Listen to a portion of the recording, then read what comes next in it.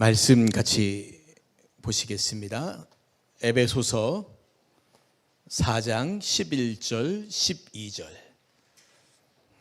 에베소서 4장 11절 12절 두 절 말씀입니다. 우리 말씀을 한 목소리로 같이 읽겠습니다. 11절과 12절 같이 읽습니다. 시작. 그가 어떤 사람은 사도로, 어떤 사람은 선지자로, 어떤 사람은 복음 전하는 자로, 어떤 사람은 목사와 교사로 삼으셨으니 이는 성도를 온전하게 하며 공사의 일을 하게 하며 그리스도의 몸을 세우려 하심이라. 아멘. 자, 오늘 주제는 섬김의 시작은 바른 예배입니다. 부제가 조나단 에드워즈에게 배우다 제목으로. 우리 목사님 박사 논문이 이것이죠? 조나단 에드워즈에 대해서. 예, 그렇다고 제가 들었습니다. 오늘 목사님 나오셔서 두 번 아주 귀하고 귀한 강의, 그리고 우리가 꼭 새겨드려야 될 귀한 강의 말씀 전해 주실 겁니다. 우리 목사님 나오실 때 우리 박수로 환영하겠습니다.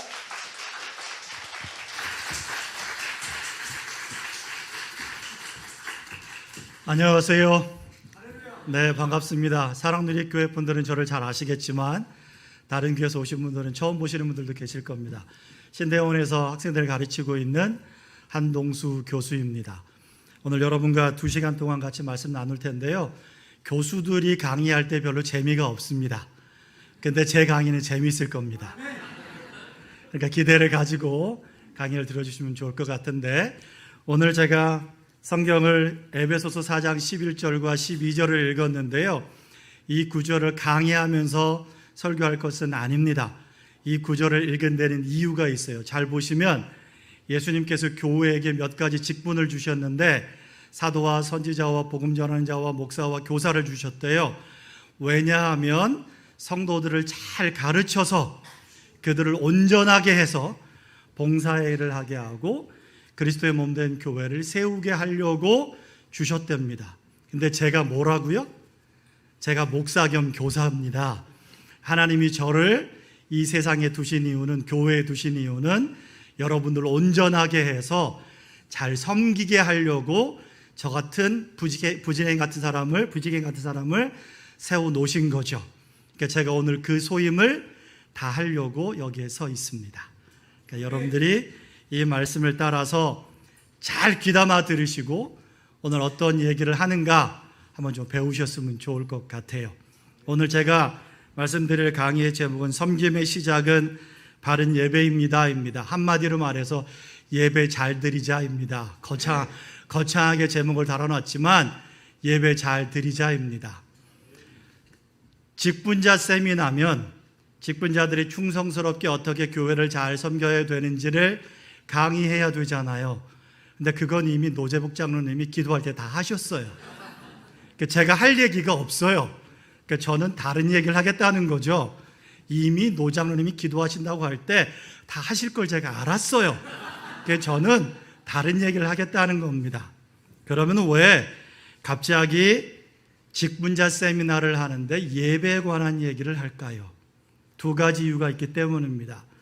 하나는 신학적인 이유이고요, 다른 하나는 목회적인 이유인데요, 먼저 신학적인 이유부터 보겠습니다. 신학적인 이유를 보시면 출애굽기 3장 12절이 이렇게 기록해요. 하나님이 이르시되 내가 반드시 너와 함께 있으리라. 내가 그 백성을 애굽에서 인도하여 낸 후에 너희가 이 산에서 하나님을 섬길 것이니 이것이 내가 너를 보낸 증거니라. 하나님이 모세를 부르셨어요. 그리고 이스라엘 백성들에게 보냅니다. 그리고 모세에게 주시는 사명이 뭔가 보니까 이스라엘 백성들을 불러내래요. 왜냐하면 그들이 이 산에 와서 나를 섬겨야 된답니다.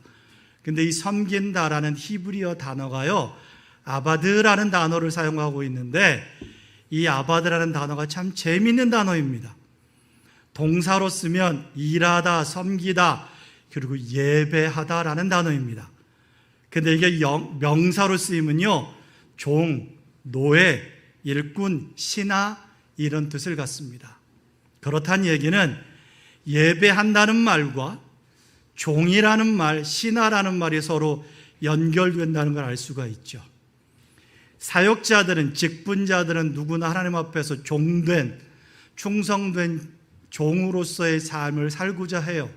그런데 그렇게 충성된 종들이 뭐에부터 출발한다고요?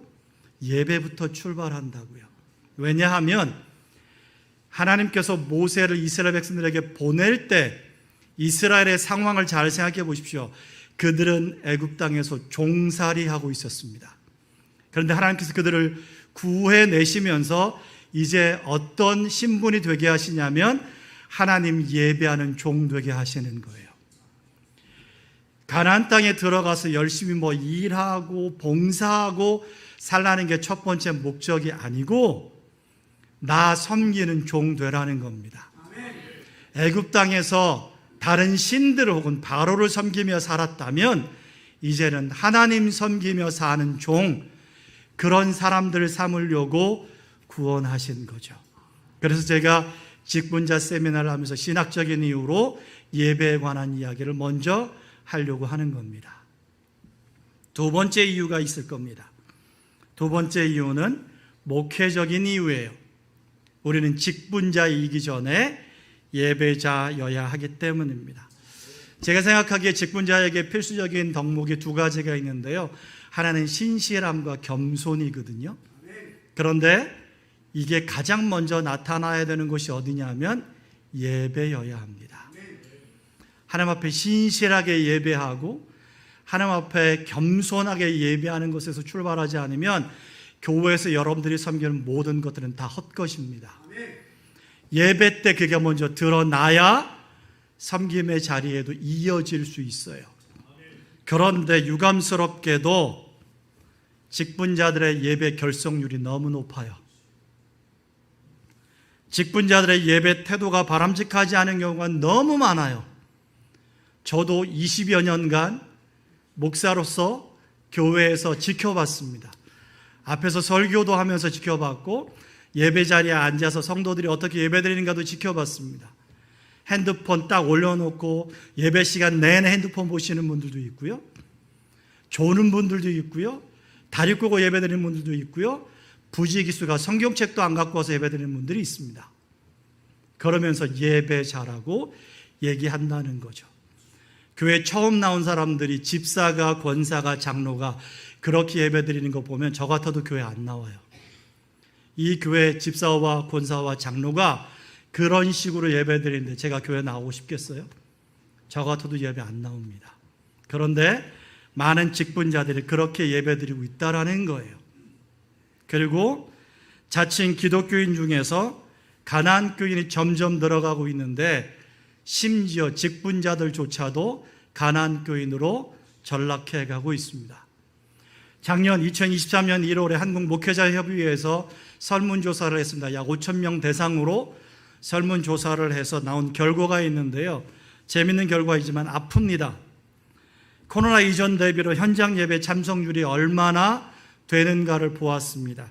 2022년 4월 이전부터 2023년 1월까지의 추세를 보니까 조금씩 늘어가기는 합니다.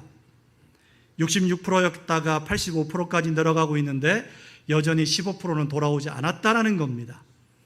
코로나 이후에 심지어 서리 집사들도 또 중직들도 예배당에 돌아오지 않은 사람들이 있다는 거예요.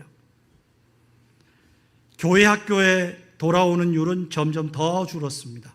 72%밖에 되지 않습니다. 그 사이에 가나안 교인이라고 불리는 사람들은 얼마나 늘었을까요? 자, 놀라지 마십시오. 우리나라의 개신교 통계는요, 정확히 771만 명밖에 되지 않습니다. 1000만이 넘던 기독교인의 숫자는 이만큼 줄었습니다. 그런데 그 중에 가나안 교인이 226만이에요. 예배당에 안 나온다는 겁니다. 그런데 서리 집사로 임명을 받았다는 사람들조차도 안 나오는 경우가 너무 많다는 거죠. 결국엔 예배에서 떠나갔어요. 예배당에 오지 않아요. 이런 상황 가운데 온라인 예배를 의지하는 사람들의 숫자는 늘어갔습니다. 또 다른 통계도 있습니다. 온라인 예배도 주일 성수인가? 라고 했을 때 자, 온라인 예배도 주일 성수다라고 대답한 사람이 72%입니다. 온라인 예배로 드렸으면 됐지 굳이 현장에 가서 예배 드릴 필요가 뭐가 있느냐라고 다 생각한다는 거예요. 제가 마지막 결론 부분에서 이 부분을 더 자세하게 말씀드리겠지만 이게 지금 현대 그리스도인들의 생각이에요. 또 다른 통계 한번 볼까요? 주일에 타 지역에 있을 때 예배를 어떻게 드립니까? 그 중에 일정상 예배 못 드릴 것 같다가 21%나 됩니다. 내가 다른 일 때문에 타 지역에 가면 예배 못 드릴 것 같다 21%. 적은 숫자 아닙니다. 100명 중에 21명은 예배 안 드린다는 겁니다. 자기가 딴 일 보러 가서. 자, 이런 게 지금 우리의 현실이에요. 근데 이런 상황에서 제가 여러분 장로로서, 권사로서, 집사로서 교회에서 이 일은 이렇게 해야 되고요, 다투지 말아요, 서로 협력해야 되고요, 그 얘기를 먼저 해야 되겠습니까? 예배 얘기를 먼저 해야 되겠습니까? 교수로서, 목사로서 속이 탑니다. 제가 학교에서 학생들을 가르치고 있지만 저희 학생들이 현장에 나가서 목회해야 되는 그들의 현장이 얼마나 척박한지를 알기 때문에 제가 때로는 강의 시간에 웁니다. 학생들이 마주하게 될 목회 현장이 너무 딱해서. 근데 여러분들의 이야기예요. 우리들의 이야기라고요. 이 문제의식을 가지고 제가 이야기를, 오늘 예배 이야기를 좀 해보겠다는 거예요. 그런데 조나단 에드워즈에게 배우겠다는 거죠. 제가 조나단 에드워즈에게 배우려고 하는 이유는 제가 에드워즈를 전공했기 때문이 아니고요, 제가 독한 소리를 하면 제가 욕먹는데 조나단 에드워즈의 입을 빌려서 하면 에드워즈가 욕먹을 거 아니겠어요? 그러니까 저는 에드워즈 뒤에 숨겠다는 겁니다. 그래서 에드워즈의 입을 빌려서 제가 독한 소리 좀 해보겠다는 겁니다. 그러나 그걸 긍정적으로 바꿔보면 적어도 에드워즈의 입을 통해서, 믿음의 선배였던 에드워즈를 통해서 바른 것을 좀 배워보자는 거죠. 도대체 에드워즈가 누구길래 그럴까요? 에드워즈는 청교도의 후예라고 불리는 사람입니다. 들어보셨을 거예요. 청교도. 잉글랜드에서 국교회가 지배하고 있을 때 박해받던 사람들입니다. 그들을 가리켜서 청교도라고 부르는데 그 청교도들이 박해를 피해서 미국 식민지 땅으로 건너왔습니다. 1630년에 보스턴에 청교도들이 건너와서 그 지역에 뉴 잉글랜드 식민지를 건설하거든요. 도대체 뉴 잉글랜드가 어딘지를 모르잖아요. 그러면 친절한 교수는 지도를 보여드려야 됩니다. 저는 친절한 교수거든요. 미국 지도를 보십시오. 이렇게 방대한 미국의 영토가 있는데 오른쪽 귀퉁이, 우리나라 지도하고 비슷한 쪽에 오른쪽 귀퉁이에 빨간색 표시가 되어 있는 이 부분을 가리켜서 뉴 잉글랜드라고 부릅니다. 영국에서 대서양을 건너오면 여기가 제일 먼저 도착하거든요. 오른쪽에 보면 큰 지도가 있죠. 거기에 여러 개들의 주가 있는데 이 주들을 가리켜서 뉴 잉글랜드라고 해요. 그 중에 에드워즈는 매사추세츠와 커네티컷 두 주에 걸쳐서 사역했던 분입니다. 그런데 이 에드워즈는 미국에서 청교도 신학을 마지막으로 지켜내고 미국 신학의 근간을 형성한 위대한 신학자로 꼽힙니다. 지금 미국의 신학자 그러면 에드워즈만 있다라고 말할 정도로 에드워즈의 신학이 미국 전체 신학을 대변합니다. 또 그는 18세기에 일어났던 뉴 잉글랜드의 부흥을 이끌었던 목회자이기도 했습니다. 뿐만 아니라 아메리카 원주민, 여러분들이 인디안으로 알고 있는 아메리카 원주민 선교에 7년간 헌신했던 선교사이기도 합니다. 그리고 그의 생애 말년에는 프리스턴 신학교의 전신이었던 뉴저지 대학의 학장으로 잠깐 봉직하고 돌아가신 분입니다. 이력만 봐도 대단하죠? 이 에드워즈라고 하는 분이 과연 예배에 관해서 뭐라고 말씀했을까? 자, 에드워즈는 이렇게 예배를 정의했습니다. 같이 한번 읽어볼까요? 신앙 또는 예배란 창조주에 대한 피조물의 공경의 활동이며 표현이다. 말이 좀 어렵습니다. 사랑과 열매라고 하는 시리즈 설교를 하면서 이런 말씀을 하셨는데, 여기를 보니까 두 가지를 알 수가 있어요. 첫째는 에드워즈는 신앙이라는 단어와 예배라는 단어를 똑같이 사용합니다. 우리에게 신앙이 있다는 건 곧 하나님을 예배한다는 것이다. 신앙생활한다는 건 하나님을 예배하는 것과 같다는 거예요. 이게 별개가 아니라는 거죠. 두 번째는 뭐냐면 예배의 근거가 본질적으로 창조에 있다. 무슨 말이냐면 내가 왜 태어났는가? 하나님 예배하려고 태어났다. 하나님 나를 만드신 목적 자체가 하나님 예배하라고 만드신 것이지 잘 먹고 잘 살라고 나를 만드신 것이 아니다라고 하는 거예요. 이걸 조금 더 구체적으로 설명을 해볼게요. 지성을 가진 모든 피조물은 창조 세계의 아름다움을 보고 창조주 하나님을 예배하지 않을 수 없다고 말하는데, 이 세계에 지성을 가진 피조물은 누가 있을까요? 딱 둘밖에 없습니다. 하나님을 제외하고.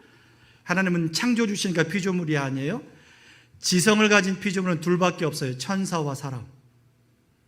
천사와 사람인데, 이 천사와 사람은 창조의 아름다움을 보면 노래하게 돼 있대요. 그러니까 여러분들이 야훼 예배만 갔다 하면 노래를 부르잖아요.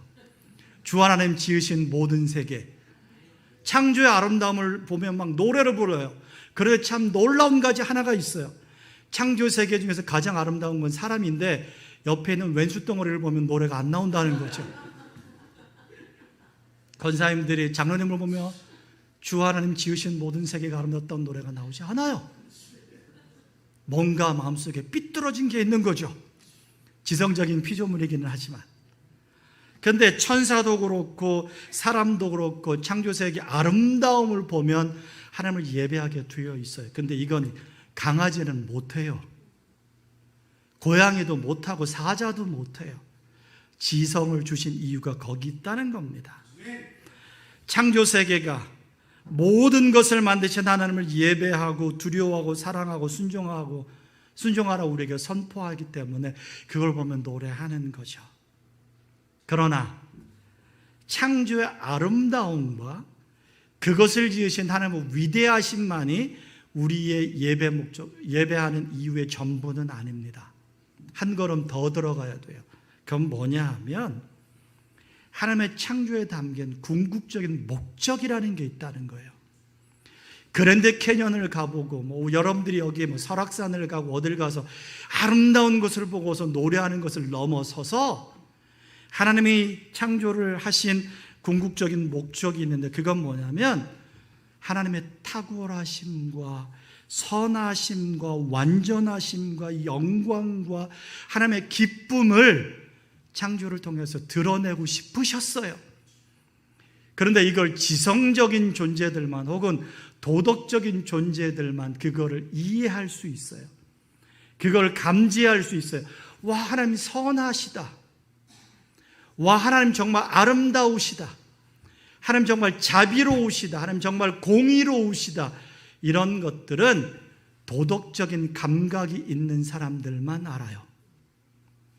이건 사계절이 바뀌는 것을 보는 것을 넘어서는 거잖아요. 하나님의 선하심을 아는 것, 의로우심을 아는 것, 나에게 베푸시는 사랑을 아는 것. 그런데 하나님이 이걸 우리에게 알려주고 싶으셨대요. 그러니까 이건 하나님의 하나님 되심, 하나님의 성품에서 드러나는 것을 보면서 노래하는 거죠. 그는 단지 주 하나님 지으신 모든 세계를 노래하는 게 아니고, 여러분들이 묵상을 통해서 혹은 말씀을 들음을 통해서 혹은 하나님을 점점 알아감을 통해서 하나님을 더 알면 알수록 예배하는 마음이 더 커진다라는 거죠.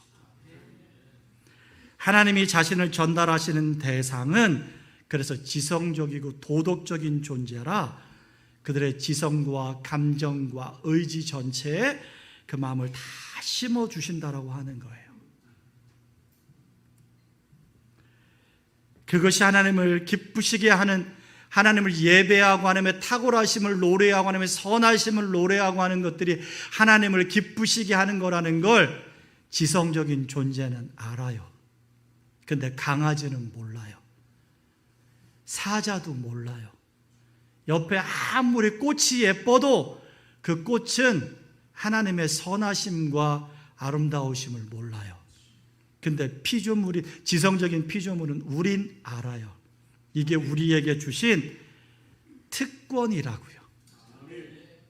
그런 면에서 본다면 하나님을 영화롭게 하는 건 의무가 아니라 하나님이 너무 좋아서 하나님에 대한 사랑에서 비롯되는 거죠. 그러니까 이제 뭐 장로로 장립할 때, 권사로 취임할 때, 집사로 임명될 때, 목사님들이 자 선서하십시오. 여러분들이 장립하거나 취임하거나 임명될 때 앞으로 예배 잘 나오기를 선언하십니까? 서약하십니까? 아멘 해서 의무감으로 예배하는 게 아니고요. 하나님을 알면 알수록 하나님이 너무 좋아지니까 열리를 제쳐놓고 예배하고 싶어지는 겁니다. 여기서 출발하는 거거든요. 그러니까 모든 공적 예배의 목적은 자기 만족도 아니고요, 의무를 채우는 것도 아니고요, 도장 찍는 것도 아니고요, 하나님의 영광이어야만 합니다. 이렇게 에드워즈가 얘기했어요. 하나님의 영광은 하나님의 도덕적인 세상 통치의 최종 목적입니다. 하나님의 영광은 도덕적인 세상의 일부가 선하게 만들어진 또는 그 존재가 선한 주된 목적입니다. 또는 나는 더 나아가 하나님의 영광이 인류 가운데 공적인 예배와 하나님의 규례들을 설립하신 목적이라고 봅니다. 우리가 공적으로 모여서 예배하는 궁극적인 목적은 주의 영광이 드러나야 한다는 거죠. 내가 하나님의 영광을 돌려야 한다는 거죠. 그러니까 쉽게 말하면 이런 거죠. 오늘 예배에 나와서 1시간 예배를 다 드렸는데 예배 드리고 나서 떠날 때 내 마음속에 하나님의 영광에 대한 인식이 없다? 그러면 예배 헛들인 거라는 얘기입니다. 우리가 모여서 하나님 앞에 다 예배했는데 하나님께서 영광을 못 받으셨다? 그러면 예배 헛되게 드린 거란 뜻입니다. 예배 목적은 하나님의 영광이어야 한다. 자, 창조에서 이 원리들을 끌어왔어요. 그런데 문제는 뭔가 보니까 이 창조만으로는 예배의 목적이라고 정의하는 게 부족해요. 왜 그런가 하니 사람이 죄를 범해서 창조가 깨져버렸어요. 마땅히 하나님을 예배해야 되는 피조물들이 죄를 범해서 하나님 없다고 말해요. 다른 것들을 우상으로 세워놓고 하나님이라고 말해요. 로마서 1장에 말하는 것처럼 하나님이 아닌 다른 것들을 예배하기 시작했어요. 마음속에 하나님이 계시지 않아요. 그러니까 하나님이 만들어놓은 이 지성적인 피조물들이 더 이상 예배하지 않는 엄청난 비극이 이 땅에 벌어지게 된 거죠. 그렇다면 이제 하나님은 어떻게 하시면 좋을까요? 창조 자체만 예배의 목적이라고 한다면, 혹은 그것이 원인이라고 한다면 하나님 이러실 수 있어요. 하나님이 지성적인 피조물로서 예배 받으시는 것 자체만 원하시면 사람 제외하고 천사들에게 예배 받으시면 되잖아요.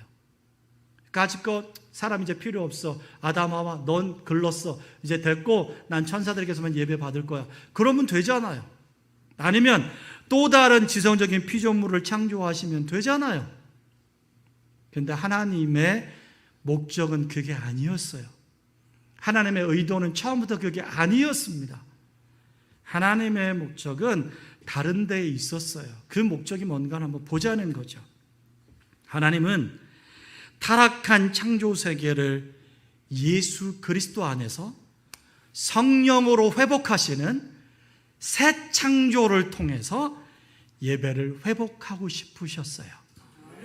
이게 창조를 하시기 전부터 하나님의 마음속에 있었던 계획이었습니다.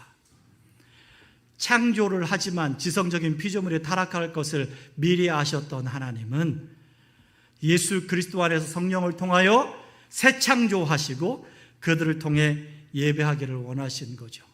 그러니까 구원이라는 가 되겠죠. 구원. 이 구원은 어떤 원리냐면 지성적인 존재들의 영혼에 지성도 있고 감정도 있는데 이게 영혼을 지탱하는 두 기둥이에요. 두 요소예요. 근데 거기에 새로운 본성의 원리를 넣어 주시는 거예요. 성령을 통해서. 우리가 거듭난다라고 할 때 그건 뭐냐면 우리의 본성이 죄의 본성이 되어 있었는데 죄 때문에 새로운 본성의 원리를 넣어 주셔서 그 원리가 본성이 바뀌는 것, 그거를 거듭난다고 말하는 거예요. 이걸 누굴 통해서 주신다고요? 성령을 통해서 주신다고요. 누구 안에서? 예수 그리스도 안에서. 그렇게 예수 그리스도 안에서 성령으로 하나님의 영광을 경험해야 비로소 그 지성적인 존재들이 다시 하나님의 영광을 추구해요. 로마서 1장에서 완전히 뒤바뀌어 놓았던 그 삶의 방향들이 다시 정상으로 돌아온다는 거죠. 예배자가 된다는 거죠. 그래서 예배는 단순히 피조물로서 창조자 하나님께 돌리는 존엄의 예배뿐만 아니라 궁극적으로 뭐다? 독생자 예수 그리스도를 내주신 영광스러운 은혜에 감사하는 예배다. 그래서 최종적으로 예배를 다시 정의하면 이렇게 정의할 수 있다는 거죠. 예배는 같이 읽어볼까요? 하나님께서 창조하시고 구원하신 백성들이 그들의 창조주와 구원자께 감사하고 영광을 돌리는 것이다. 두 가지를 같이 생각하라는 거죠. 나를 만드신 하나님, 또 나를 구원하신 하나님. 여기에서 예배의 몇 가지 원리가 나옵니다. 첫 번째 원리는 이겁니다. 참된 예배가요, 예수 그리스도 안에서 구속받은 백성들만 드릴 수 있는 예배니까 예배는 절대로 구원받는 수단이 아닙니다. 무슨 말인가 하니까 1년에 52주 단 한 번도 예배 빠지지 않는다고 해서 구원받는 게 아니라는 거예요. 에도제 말을 한번 빌어봅시다. 우리는 스스로 생명을 얻을 수 없습니다. 우리가 우리의 길을 매우 깨끗하게 하지 못하거나 우리가 하나님을 매우 잘 예배하지 못하거나 또는 역으로 우리가 천천의 양과 만만의 강수 같은 기름으로 희생자를 드린다 해도 그렇습니다. 만일 사람이 자기의 영혼의 죄를 위해 몸의 열매를 희생 제물로 드린다 해도 아무 소용이 없습니다. 당신은 기도를 많이 하고 성경을 많이 읽고 예배 의무를 충분히 한다고 해서 그것들로 영원한 생명을 보장받을 수 있다고 생각합니까? 택도 없습니다. 당신은 그저 의무를 행하는 것밖에 되지 않으며 또한 당신의 필수적인 의무가 아닌 것을 행한다면 그게 무엇이든지 죄일 뿐입니다. 오직 그리스도로 말미암은 생명이라는 설교에서 그렇게 얘기했어요. 기도 많이 한다고 구원받는다고요? 아니요. 성경 많이 읽는다고 구원받는다고요? 아니요. 그런 것들은 이미 구원받은 사람들의 삶의 방식입니다. 예배를 그래서 율법적으로 드리지 말라는 거예요. 예배 많이 드리면 구원받겠지? 마치 쿠폰에 도장 찍듯이 하지 말라는 겁니다. 두 번째는요, 예수 그리스도 안에서 구원받은 성도는 이게 굉장히 중요합니다. 하나님에 대한 바른 지식을 얻을 때 하나님께 바르게 예배한다. 하나님 앞에 예배하러 나올 때 출발이 어디냐면 하나님에 대한 바른 지식이 있어야 된대요. 에도제 말을 먼저 한번 볼까요? 그가 신학 단상에서 이렇게 얘기했어요. 사람의 최고 목적과 행복은 하나님의 탁월하심을 보고 하나님을 사랑하고 하나님의 사랑의 표현을 받는 겁니다. 따라서 사람의 최고의 의무는 하나님의 풍성하심을 묵상하며 또한 그것을 이해하기 위한 수단을 사용하는 것입니다. 또한 그들의 사랑을 바르게 표현하는 것인데 이것은 우리가 예배라고 부르는 것과 반드시 연결되어 있습니다. 하나님의 탁월하심을 보는 게 예배의 시작이래요. 하나님의 탁월하심을 보는 건 참된 성도에게만 주어진 특권입니다. 거듭나지 않은 사람들은 죽었다 깨어나도 하나님의 탁월하시다는 생각을 하지 않아요. 그들이 사계절의 변화를 보면서 와, 참 자연은 대단해 이런 생각을 할지는 모르겠어요. 근데 그걸 하나님과 연관시키지 못하죠. 그런데 더더욱이 그들이 구원의 은혜라는 걸 모르기 때문에, 하나님이 선하시다는 걸 모르기 때문에, 하나님의 탁월하는 거 몰라요. 그들은 그저 하나님의 전능하심, 전지하심, 영원하심, 편재하심, 이런 것들, 그분의 위대하심을 볼 수는 있어도 탁월하심은 볼 수 없대요. 여기서 위대하심이라는 단어와 탁월하심이라는 단어가 비교되고 있어요. 서로 대조적이에요. 위대하심이라고 하는 것은요, 하나님께서 보여주시는 전지하심과 전능하심과 인간과 다른 어떤 것에서 오는 것에서 보이는 거예요. 그런데 탁월하심은 그분이 갖고 계시는 도덕적인 부분에서 오는 거예요. 구원받은 사람만 양심이 다시 회복됐기 때문에 그 도덕적인 것을 보는 거죠. 참으로 거듭난 성도는 거룩하신 하나님과 그의 영광을 아는 지식을 가지고 예배하기 때문에 예배하는 동안 자기가 뭘 하는지 정확히 알고 자기와 하나님 사이에 어떤 차이가 있는지 분명히 의식합니다. 이 말이 되게 무서운 말입니다. 적어도 주일에 하나님 앞에 예배하고자 예배당에 와서 앉아 있으면 하나님하고 자기의 차이를 알아요. 내가 오늘 예배하겠다고 앉아서 부르는 그 하나님의 위대하심과 탁월하심이 어떤가를 알아요. 그래서 함부로 못한다는 겁니다. 이 지식이 없는 예배는 아무리 근사해도 헛된 예배라고 애두어지는 일갈해버립니다. 예배당에 앉아 있는데 자기가 지금 누구를 예배하는지, 자기가 마주하고 있는 하나님이 어떤 분인지도 모른 채 예배하고 있다면 그 예배는 헛된 예배다. 이 얘기를 제가 예배의 자세에 가서 조금 더 구체적으로 말씀을 드릴 겁니다. 세 번째 원리가 있습니다. 구원받은 성도는 하나님의 은혜 언약 안에서 교회 공동체로 모였으므로 교회에게는 첫 번째 의무가 있는데 그건 하나님을 예배하는 것이다. 구약의 이스라엘은 참 하나님 나라의 모형이었어요. 그들의 제사는 영광스러운 복음으로 말미암은 참 예배의 그림자였어요. 구약의 제사 다 모형이었어요. 이 모형과 그림자는 이제 그리스도 안에서 세워진 신약교회 그리고 예배, 이것으로 다 회복되었습니다. 그리고 이것은 재림 때에 다 완성이 될 겁니다. 은혜 언약이라는 되게 어려운 단어를 제가 사용했습니다. 이게 무슨 말이냐면 놀라지 마십시오. 하나님은 세상을 만드실 때 이미 두 가지 언약을 세우셨어요. 하나님의 아들이신 예수 그리스도와 먼저 언약을 세우시는데 그걸 구속 언약이라고 부릅니다. 예수 그리스도를 통하여 하나님의 택하신 백성들을 구원하시겠다고 서로 약속하시는 걸 가리켜서 구속 언약이라고 부릅니다. 그리고 그 구속 언약에 근거하여 세우시는 언약이 은혜 언약인데 이 은혜 언약은 예수 그리스도와 그의 신부인 교회가 세우는 언약입니다. 신랑 되시는 예수 그리스도가 아직 만들어지지도 않고 태어나지도 않은 교회를 염두에 두고 그 교회를 그리스도의 신부 삼으시겠다고 세우시는 언약을 가리켜서 은혜 언약이라고 해요. 그러면 이거를 이렇게 설명할 수 있는 거죠. 여러분과 제가 지금 함께 모여있는 이 교회는 세상이 만들어지기 이전부터 하나님의 마음에 있었습니다. 교회가 얼마나 영광스러워요.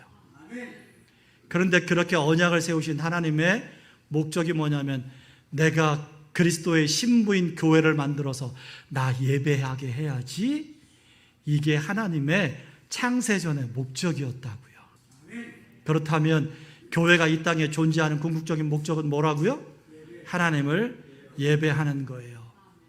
그래서 에드워즈가 교회를 이렇게 정의합니다. 교회는 기독교의 거룩한 공적 예배를 함께 드리기 위해 모인 가시적인 하나님의 백성들이다. 교회는 왜 모였대요? 예배하려고. 그래서 현대교회가 선교를 워낙 강조하다 보니까 교회의 목적은, 존재 목적은 선교입니다, 이렇게 가르치는 교회들이 있어요. 아니요, 교회의 존재 목적은 예배입니다. 거기서 출발하는 겁니다. 여러분들이 계시록을 읽어보시면 계시록의 5장과 7장과 14장 하나같이 마지막 때에 행하는 건 전부 예배입니다. 4장, 5장, 7장, 14장, 19장 다 보십시오. 예수님 다시 오시면 교회가 원하시는 거 다 예배예요. 사도 요한을 데리고 천상에 올라가셔서 보여주시는 것 예배하는 광경이에요. 그게 교회가 해야 되는 일이기 때문입니다. 그러니까 언약을 통해 교회에 들어오는 성도 개개인이 뭐 해야 되냐면 교회 본질을 따라서 정기적으로 예배에 참석할 의무가 있는 거죠. 그와 동시에 예배 중에 하나님께서 언약의 은혜를 부으셔서 그리스도와 연합, 그리스도와 하나 되는 것을 더 깊게 누리게 하시니까 예배는 의무를 넘어서 특권입니다. 이건 성도만 누릴 수 있는 거예요. 이걸 이렇게 표현할 수 있겠죠. 그러니까 성도가 만약에 징계를 받아서 출교당하면 그건 이 특권을 잃어버리는 겁니다. 요즘엔 교회가 눈치를 보느라고 성도들 징계 안 하거든요. 권징 안 하거든요. 근데 권징이 필요합니다. 왜냐하면 앞서 말씀드린 대로 교회가 이렇게 영광스럽고 예배가 이렇게 영광스러운데 죄인된 자들이 예배를 더럽히게 그대로 내버려둬서는 안 되는 거거든요. 예배의 순결함과 예배의 본질을 지키려면 교회는 정당하게 권징을 해야 돼요. 그래서 개혁교회의 표지 중에 하나가 권징이라는 게 있는 거거든요. 수찬 정지도 시키고 예배 금지도 시키고. 제 친구 목사님 목회하는 교회에서 장로님들이 당회에서 싸우셨어요. 두 파로 나눠가지고 목사님이 장로님들에게 3개월간 공예배 기도 금지시키셨습니다. 장로님들끼리 분열해서 싸우는데 무슨 공예배 기도를 하시냐고. 3개월간 장로님들이 공예배 금지당하시고 회개해서 다시 장로들이 하나가 되셨어요. 다시는 그 위에 당회 때 싸우지 않으시게 됐답니다. 징계를 하니까 정신을 차리신 것 같아요. 예배를 귀하게 여기신 것 같아요. 예배의 중요한 원리에서 예배 본질에서 이 중요한 원리들이 나온다는 거 기억하시길 바랍니다. 네 번째 원리가 있습니다. 그건 언약 공동체 교회는 예배를 그리스도 안에서 드립니다. 이거 당연한 얘기잖아요. 무슨 말인가 하니까 이런 거예요. 교회는 구약의 희생제사나 로마 카톨릭의 미사와 같은 방식으로 하나님을 예배하지 않아요. 막 희생제물을 갖다가 막 불태우고 이러지 않아요. 미사를 드리는 것처럼 막 제단 앞에다 두고서 거기 예수님 내려와서 또 제사 드린다고 막 거짓말을 하고 신부들을 가르쳐서 사제라고 말하고 우리는 그러지 않아요. 우리는 그리스도의 유일한 희생을 의지하여 예배합니다. 이게 얼마나 중요한 얘기냐면요. 여러분 자신을 한번 생각해 보십시오. 제가 저를 봐도요. 이 죄악된 모습을 하나님 앞에 나와서 예배 드리면 하나님이 저 안 받으실 것 같아요. 하나님이 제 이 죄악된 모습을 그대로 보시면 나 너 몰라 이러실 것 같아요. 근데 그럼에도 불구하고 오늘 저를 용납하셔서 예배하게 하시는 이유는 딱 하나밖에 없어요. 그리스도로 저를 덮으시기 때문입니다. 그래서 그리스도 안에서 예배하는 거예요. 죽으나 사나 그리스도를 뒤집어 쓰고 하나님 앞에 나가는 겁니다. 예배할 자격이 없지만 지난 한 주간 살았던 걸 돌아보면 하나님께서 저를 통해 예배 받으신다는 게 가증이 여길 것 같지만 그래도 주님 의지에서 오늘도 서는 겁니다. 제가 한번 이렇게 기도한 적이 있어요. 예배드리기 전에 10분 전에 나와서 하나님 앞에 간절하게 한번 기도해 본 적이 있어요. 하나님, 제가 저를 보니까 너무 형편없어서 오늘 예배드릴 자격이 안 되는 것 같습니다. 게다가 지금까지 50여 년 예배드려 오는 동안에 보니 예배 때 단 1초라도 다른 생각 안 하고 온전히 하나님 집중해서 예배드린 적이 없었던 것 같습니다. 오늘 예배만큼은 1초라도 딴 생각 안 하고 하나님 예배 드려봤으면 좋겠습니다. 제 평생의 소원입니다. 그러고서 예배를 드린 적이 있어요. 그래도 1초라도 딴 생각을 안 하지 않더라고요. 그래도 또 딴 생각하더라고요. 예배 드리다 목사가, 교수가 그래도 딴 생각하더라고요. 근데 그런 제 예배를 그래도 용납해 주시는 이유는 예수 그리스도 때문이에요. 하나님은 그의 아들의 사랑을 받을 배우자 또는 신부를 준비하시려고 세상을 만드셨고 죄인을 구원하시고 교회를 세우셨어요. 저와 여러분이 그 교회 안에 있어요. 그러니까 이 예배를 받으시는 것이고 그리스도와 이 교회가 예배 중에 서로 교제하는 거예요. 그리스도를 누리는 거죠. 사랑누리교회 같으면 매월 한 번씩 성찬을 합니다. 그 성찬은 십자가의 은혜를 기억하는 정도가 아니고요, 성찬을 하는 동안에 그리스도와 친교를 나누는 겁니다. 내가 그리스도의 살을 먹고 그리스도의 피를 마시면서 그리스도와 연합을 견고하게 누리는 그 시간이 성찬의 자리라고요. 예배하는 다른 시간도 마찬가지입니다. 그리스도와 교제하고 기뻐하는 거예요. 근데 그 시간에 딴 생각을 한다고요? 연애하는 사람들 잘 생각해 보십시오. 남자친구 여자친구를 만나러 나가는데 그 시간에 얼굴 보고서 얘기하다 딴 생각해, 막 딴 여자 생각하고 딴 남자 생각하고. 저 같으면 당장 헤어져요. 그런데 우리가 예배 때 그러고 있잖아요. 그리스도와 교제하는 이 영광스러운 자리에서. 뿐만 아니라 예수 그리스도는 교회의 머리이시기 때문에 교회는 모든 예배에서 그리스도를 높여야 하고 그리스도를 의지해야 하고 그리스도의 이름으로 예배해야 합니다. 그게 그리스도를 높이는 거거든요. 목사님들 앉아 계시지만 설교는 모든 순간에 그리스도가 높아지게 해야 합니다. 설교를 듣거나 내가 찬양을 하거나 무엇을 하거나 언제나 그리스도가 높아져야 합니다. 제가 목사잖아요. 설교할 때 하나님 앞에 제가 하나님 앞에 간절하게 기도하는 게 있습니다. 제 딜레마에 빠진 게 있어요. 제 설교를 되게 잘하고 싶거든요. 근데 설교를 되게 잘하면 또 두렵습니다. 왜냐하면 설교를 잘하면 제가 인기를 얻고 칭찬을 받을까 봐. 이게 목사가 가진 딜레마입니다. 설교를 되게 잘하고 싶은데 설교를 되게 잘하면 성도들이 마구마구 칭찬하니까 그러면 제가 드러나거든요. 그리스도가 안 드러나고. 실컷 예배를 다 드렸는데 요즘 성도들의 관심은 어디 있는지 아십니까? 예배를 다 드린 다음에 내가 위로받았는가에 관심이 있습니다. 아니요.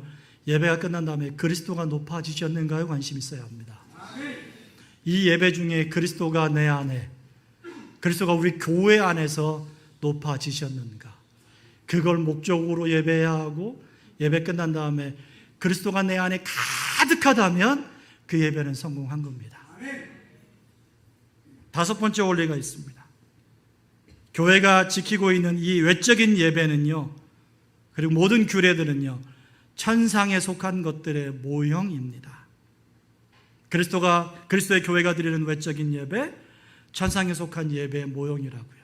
그러니까 우리가 지금 드리고 있는 예배는요, 제가 아까 말씀드렸듯이 요한계시록 4장, 5장에 보시면 사도 요한을 데리고 천상에 올라가셔서 하나님 보여주시는, 예수님 보여주시는 장면이 있어요. 거기에는 보좌가 있고 주변에 천사들이 둘러있고 장로들이 둘러있고 또 함께 찬양하는 모습이 있거든요. 그것의 모형입니다.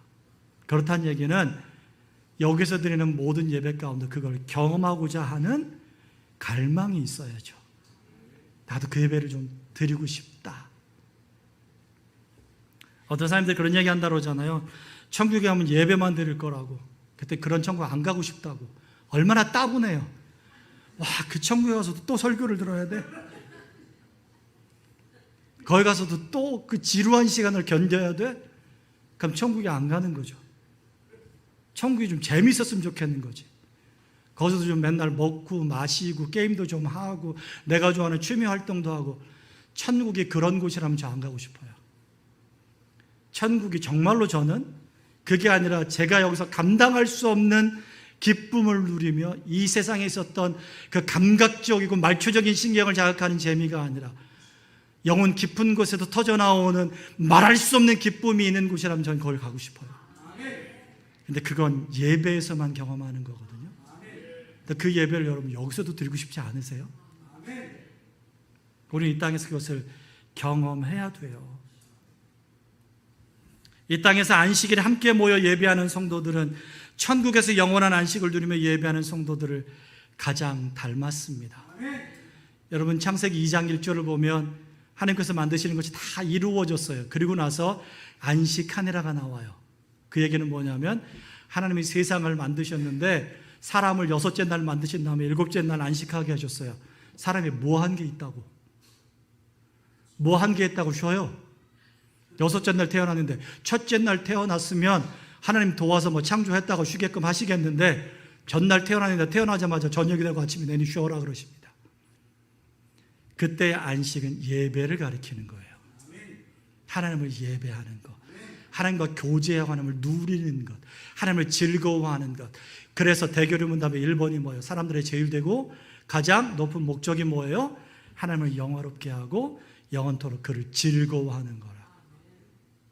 그게 우리를 만드신 목적이고 그걸 다른 말로 하면 안식이거든요. 그러니까 우리는 안식일에 모여서 예배하는 거예요. 집에서 뒹굴뒹굴 노는 게 아니고. 에도제 말을 한번 봅시다.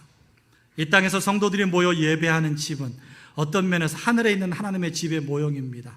하나님께서 이 땅에 예배당들에서 영과 진리로 예배를 받으실 때 예배당들은 마치 천국으로 들어가는 문처럼 외부 사역을 하는 것입니다. 이 땅에 공적 예배를 위한 예배당이 있다는 것은 그곳에 하나님을 예배하는 그리스도인들의 모임이 있다는 것입니다. 마찬가지로 천국에도 영광스러운 모임 또는 교회가 계속해서 하나님을 예배하고 있습니다. 그래서 우리는 천국을 소망하면서 이 땅에 예배하는 거죠. 여러분 만약에 천국 소망이 없으시면 주일에 예배 안 나오셔도 됩니다. 또 천국에서도 예배만 드리는 것이야 라는 것이 마음에 부대끼면 예배 안 나오셔도 됩니다. 근데 천국에서 드리는 예배가 말할 수 없는 기쁨이라는 걸 아시고 하나님을 누리는 거라고 아시면 예배 나오시면 되겠죠. 에도지가 말한 예배의 본질, 예배의 의의, 그것을 통해서 예배의 원리가 무엇인가를 잠깐 살펴봤습니다. 교수가 강의를 너무 빠져들게 하니까 40분이 그냥 지나갔잖아요. 그래서 여러분에게 10분간의 휴식을 드리고 뒷분에 예배의 방식과 자세에 관한 이야기를 하도록 하겠습니다. 10분간 쉬겠습니다. 자, 앞 시간에 우리는 에드워드 제입을 통해서 예배란 무엇인가, 예배의 본질과 예배의 의의를 살펴봤어요. 자, 그 정도 이제 살펴봤으면 예배 어떻게 드려야 되겠다 대충 각이 나오죠? 그럼 이제 구체적으로 예배하는 사람들의 예배 자세에 대한 이야기를 에드워드 입을 빌어서 한번 해보겠습니다. 중간에 사실 다른 강의 내용이 있는데 제가 다 치웠습니다. 그리고 곧바로 예배 자세로 들어가겠습니다. 왜? 우린 시간이 많지 않으니까. 에드워즈가 목회를 한 교회에서 26년을 합니다. 그런데 그 교회에서 목회하는 동안에 부흥을 2번 겪거든요. 1734년과 1735년에 한번 부흥이 일어나고요. 그 다음에 1740년부터 한 4, 5년 걸쳐서 부흥이 계속 지속됩니다. 이 기간 동안에 에드워즈가 얼마나 감격했겠어요. 근데 부흥을 제외하고 일반적인 기간이 있잖아요. 부흥이 일어났던 기간과 일반적인 기간을 비교해 보니까 예배에서 차이가 나더래요. 영적인 쇠퇴와 함께 부흥을 소망하던 1734년에 했던 설교가 이런 설교가 있습니다. 생기 없는 시대의 금식일이라는 설교에서 에드워즈가 사람들이 하나님을 높이지 않고 냉랭한 마음으로 예배하는 척 한다고 한탄했습니다. 부흥이 없던 시대, 일반적인 상황을 보니까 사람들이 웬만하면 다 예배하는 척 하더래요. 근데 반면에 영적 각성이 한창이던 1743년에는 현재 공적 예배 참석에서 일반적으로 훨씬 더 진지함과 품위가 있다고 그가 편지에 썼습니다. 그러고 보니까 부흥이 있던 시기와 그렇지 않은 시기가 정 다르다는 거죠. 말하자면 성도들의 영적 상태와 공적인 예배 태도는 정비례하더라. 성도들의 영적 상태가 좋으면 좋을수록 바르게 예배하는 거고 그렇지 않으면 예배가 제대로 안 되더라. 그러니까요, 간단하게 말하면 이거예요. 자기의 영적 상태가 별론데 주일날 와서 예배 제대로 드리는 사람은 아무도 없습니다. 평소에 하나님을 경외하고 하나님 앞에 신실하고자 하고 하나님을 바르게 예배하고자 하는 마음이 가득한 사람은 주일에 나와서 예배를 허투루 드릴 리가 없습니다. 평소의 영적 상태와 이것은 비례하게 되어 있어요. 1735년에 쓴 어느 편지에서 에드워즈가 이렇게 적나라하게 씁니다. 이게 이제 부흥이 있던 시기를 가리키는 거예요. 사람들은 하나님의 말씀을 설교하는 걸 매우 귀하게 여깁니다.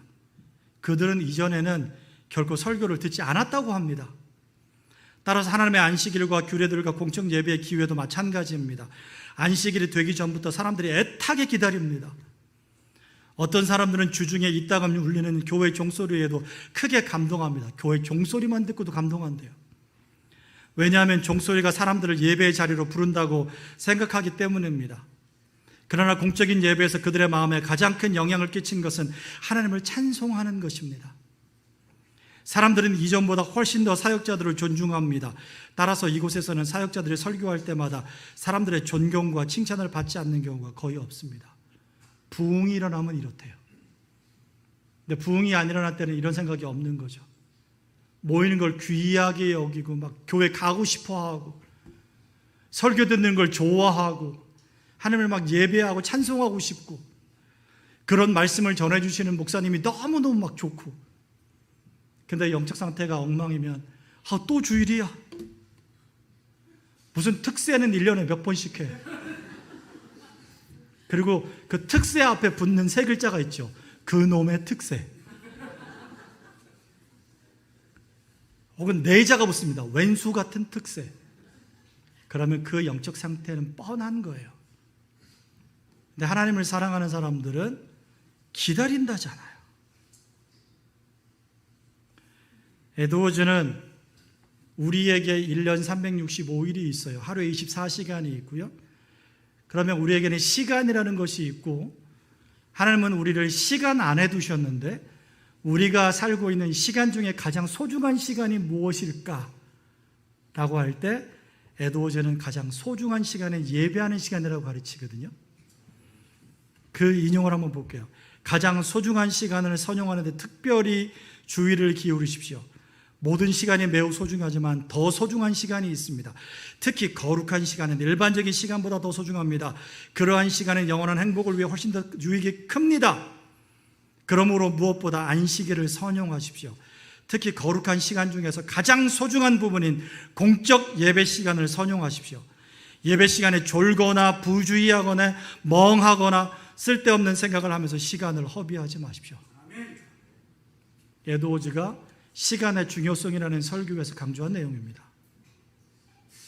그리고 그리스도인 택하신 세대라는 설교에서 예배하는 척하지 말라고 공개적으로 경고했습니다. 하나님을 예배하는 척하는 사람을 하나님께서 결코 기뻐하지 않으신다고. 그러면 예배하는 척한다는 말은 무슨 말일까? 세 가지를 크게 얘기합니다. 첫째, 마음의 준비가 되지도 않은 예배. 두 번째, 예배에 온전히 집중하지 않는 예배. 세 번째, 삶이 동반되지 않는 예배. 그런 예배는 다 예배하는 척하는 예배래요.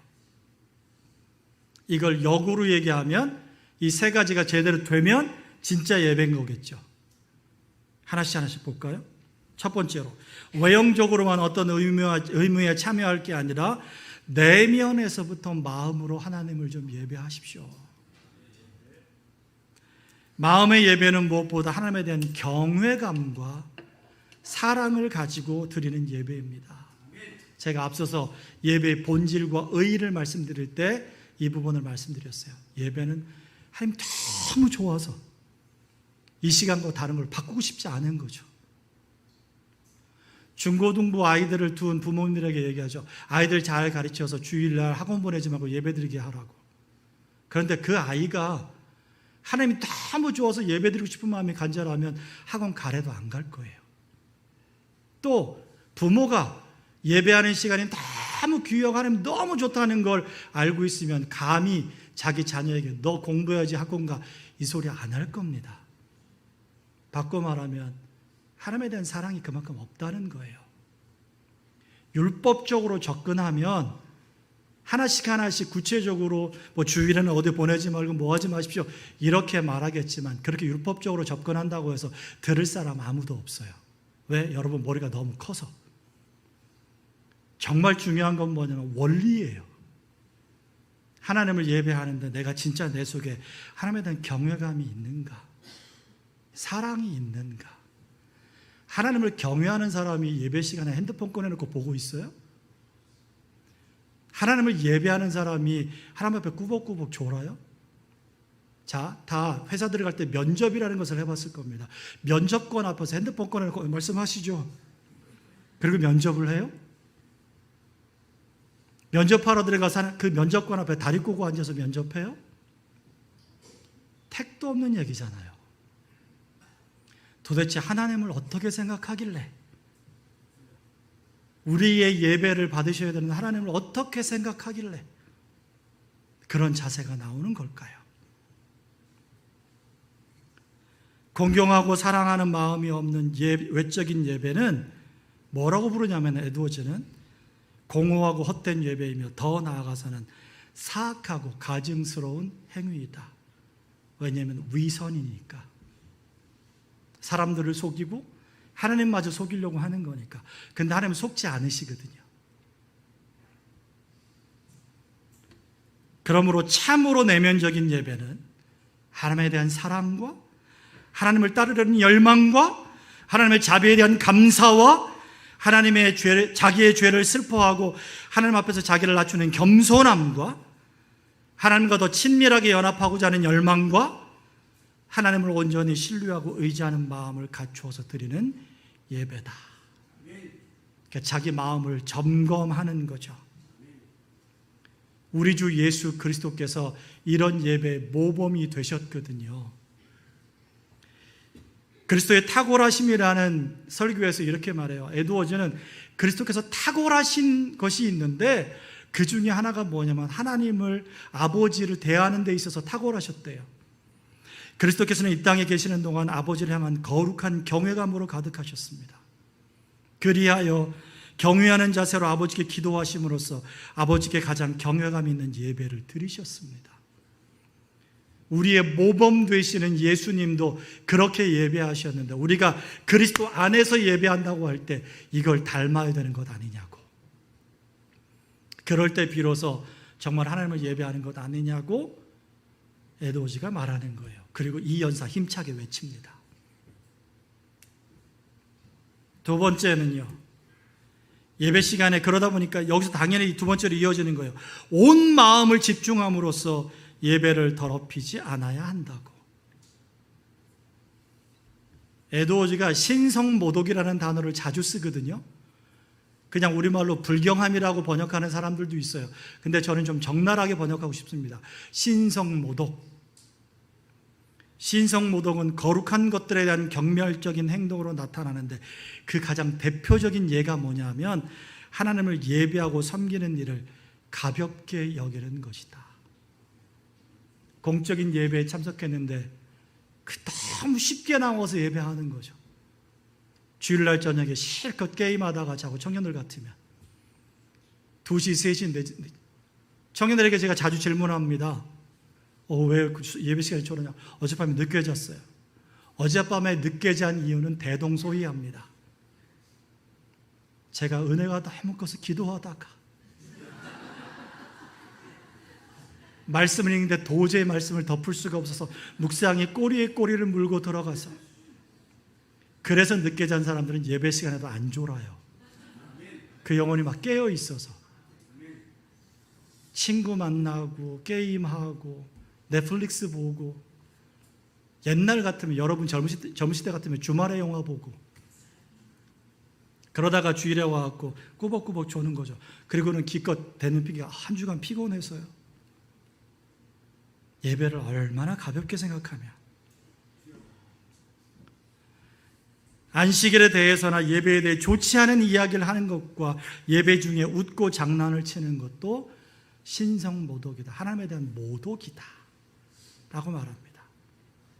또 이렇게 설교했습니다. 예배 시간에 꾸벅꾸벅 조는 행위는 아직 회심하지 않은 사람들에게 시험거리가 될 뿐만 아니라 하나님께 드리는 예배의 아름다움과 거룩함을 공공연하게 모독하는 행위다. 정말 몸이 안 좋아서 1년에 한 번 혹은 2년에 한 번 졸 수 있어요. 어젯밤에 정말 아이가 너무 힘들어서 아이 간병하느라고 아이를 붙잡고 밤새 씨름하다가 그래도 내가 예배하고 싶어서 아침에 나와서 예배하는데 몸이 견딜 수가 없어서 졸 수 있고 무너질 수 있어요. 근데 그건 예외적인 거잖아요. 허구한 날 조는 분들이 얼마나 많아요. 저희 교회 같으면 찬양대가 여기 앞에 이렇게 앉아 있어요. 제일 앞에 앉아 있다고. 근데 뒤에서 보면 다 보이거든요. 설교 시간에 목사님 안 보고 자기 핸드폰 보는 분들, 다리 꼬고 있는 분들, 꾸벅꾸벅 조는 분들 다 보입니다. 어떤 교회들은 장로석이 따로 있어요. 장로님들 앉아있는데 거기서 졸아요. 총신 같으면요, 신대원에 매일 채플 드리는데 찬양하는 찬양대석이 따로 있어요. 거기 앉아서 졸아요.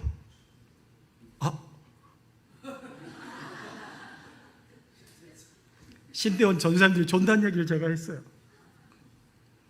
뭐 우리 다 아는 얘기니까. 장로님들이 졸아요. 얼마나 예배를 가볍게 여기면. 에도제 설교의 한 대목을 한번 보죠. 여러분은 거룩한 시간에 온갖 잡생각으로 여러분의 정욕을 채우면서 보내지 않았습니까? 단지 거룩한 시간뿐 아니라 훨씬 더 직접적인 하나님의 면전에서 하나님을 예배하는 공적인 예배 시간에도 말입니다. 여러분은 예배에 참석하기는 해도 그 시간에 여러분의 정욕을 즐기고 구역질 나는 불결함 속에 여러분 자신을 뒹굴게 합니다. 얼마나 많은 안식일을 그렇게 가장 끔찍한 방식으로 보냈습니까? 이 설교 제목이 무섭지 않으세요? 죄인을 저주하시는 하나님의 공의라고 하는 설교 제목에서 이렇게 설교했어요. 에도는 타협이 없었거든요. 성도들을 가르치고 성경을 선포하는 데 있어서는 타협이 없었거든요. 또 다른 설교 한번 볼까요? 에도지가 목회하는 동안에 주일 예배 시간에 예배당이 한번 무너진 적이 있습니다. 예배당이 무너져 내렸어요. 다락이. 근데 감사하게도 단 한 명도 죽지 않았습니다. 근데 그 사건이 일어난 다음에 주일 설교에서 에도지가 이렇게 말합니다. 여러분이 공적인 예배에 어떻게 참여하는지 생각해 보십시오. 설교를 어떻게 들었으며 눈동자는 얼마나 산만했으며 생각은 얼마나 딴 곳을 헤맸습니까? 예배당이 무너질 때 여러분은 어땠습니까? 그래서 에드워즈는 이 사건을 그렇게 해석했어요. 여러분의 예배를 받기 싫어하시는 하나님의 징계였다. 가볍게 예배하고 예배하는 척하는 사람들을 향해 하나님 진절머리가 나서 예배당 붕괴 사고를 통해서 가르쳐 주신 것이다 라고 해석했습니다. 이렇게 성도들을 가르치면서 앞서 우리는 에드워즈가 예수 그리스도의 위대한 모범을 가르친 것을 봤어요. 근데 또 한편에서 에드워즈는 그 교회 성도 중에 한 명을 예로 들어서 참된 예배자의 모습을 가르쳐 주기도 했습니다. 그가 누구냐 하면 에드워즈의 외삼촌이었던 존 스토다드라고 하는 분입니다. 이 존 스토다드는 에드워즈의 강력한 후원자였어요. 에드워즈가 선교하는 일이나 목회하는 일에 늘 함께 기도했고 제일 앞장서서 일하던 분. 이분의 직업은 육군 대령이었습니다. 그런데 얼마나 신실했는지 몰라요. 근데 이분이 갑자기 돌아가셨어요. 그의 장례식 설교에서 에드워즈의 설교 제목은 강한 가지가 꺾이고 말랐더라라고 하는 거였는데요. 이 설교에서 스토다들을 예배에 품위 있게 참석하는 본보기라고 평가했어요. 그 설교의 한 대목을 보여드릴게요. 스토다드는 진리를 벗삼았으며 살아있는 경건과 거룩함의 능력도 구비했습니다. 또 모든 경우에 경건을 존중하고 사랑했습니다. 그는 신성모독을 혐오했고 진지하고 품위 있는 영을 가졌으며 신앙적인 일들을 경외감으로 대했습니다. 그는 하나님을 공적으로 예배하는 일에 모범이 되었습니다. 예배 시간에 그가 불경하고 단정치 않은 자세로 앉아있거나 고개를 떨구고 잠을 자거나 예배당 허공을 바라보는 것을 본 사람이 있습니까? 그 사람은 그런 적이 없었다는 거예요.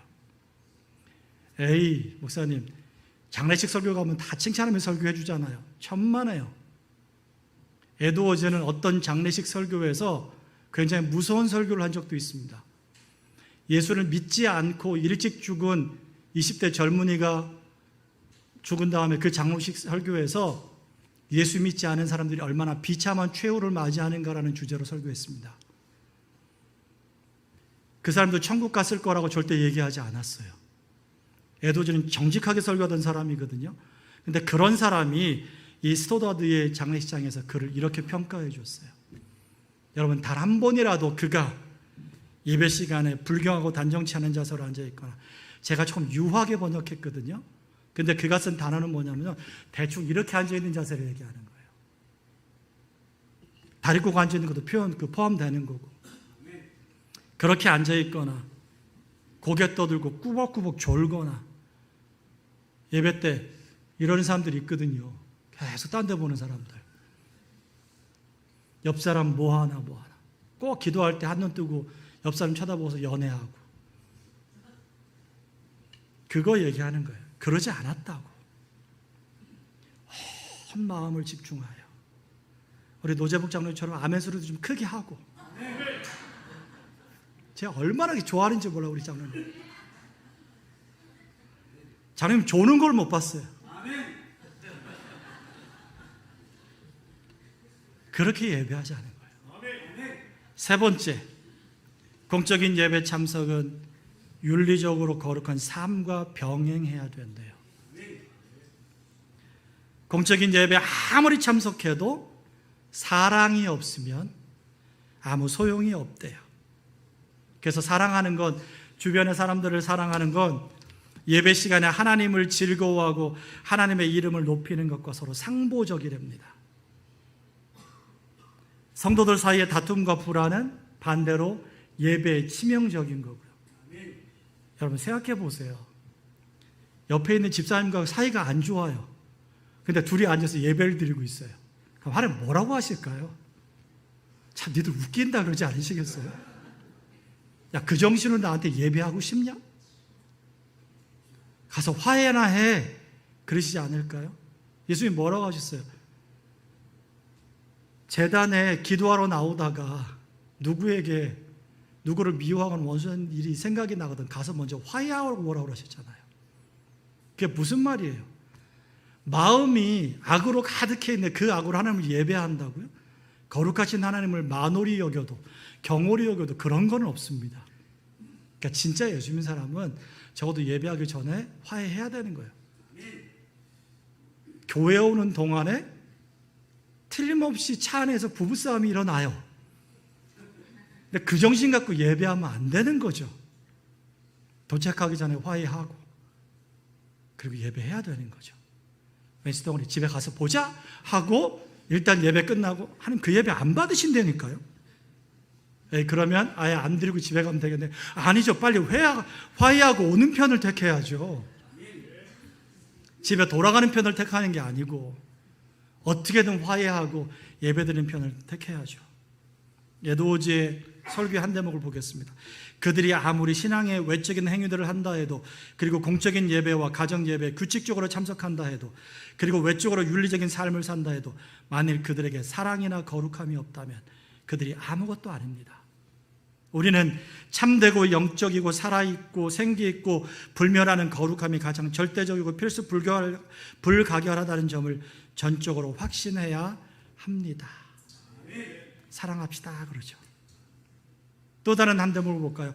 다툼은 사적으로 신앙을 가로막습니다. 마찬가지로 다툼은 공적인 예배와 예식들에서 하나님의 임재와 축복을 가로막습니다.